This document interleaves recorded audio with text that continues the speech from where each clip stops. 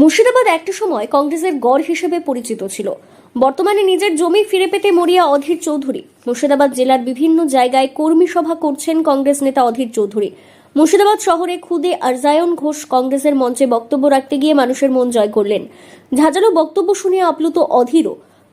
মুর্শিদাবাদ বিধানসভা জিয়াগঞ্জ শহর কংগ্রেস সভাপতি অনিরুদ্ধ ঘোষ, তার স্ত্রী মল্লিকা ঘোষ, ঘোষ দম্পতির সন্তান খুদে আরজায়ন ঘোষ একটি বেসরকারি স্কুলের প্রথম শ্রেণীর ছাত্র।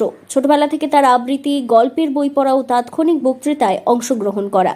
ছেলের এই আগ্রহকে উৎসাহ জুগিয়েছেন ঘোষ দম্পতি।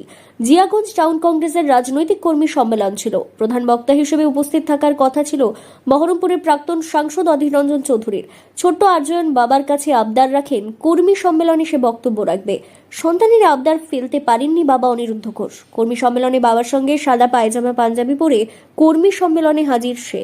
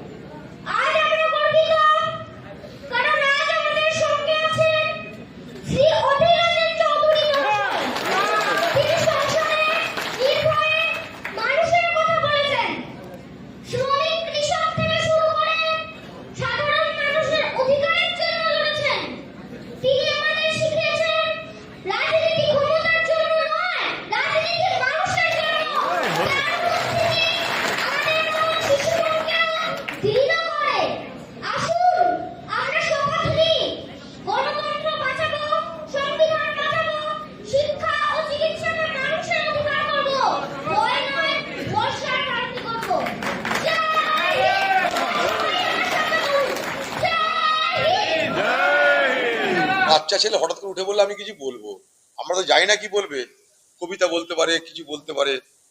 সে হঠাৎ করে উঠে বললো যে আমি কিছু বলতে চাই। এরকম স্মার্টনেস দেখে ভালো লেগেছে। আচ্ছা কি বলছে বলো, বাচ্চাটা কি বলছে শোনো তো। তাতে খুব ভালো লেগেছে, ওকে আমি শ্রেষ্ঠ বক্তা বলেছি। এটা প্রতিভাবান ছেলে বলে মনে হয়েছে।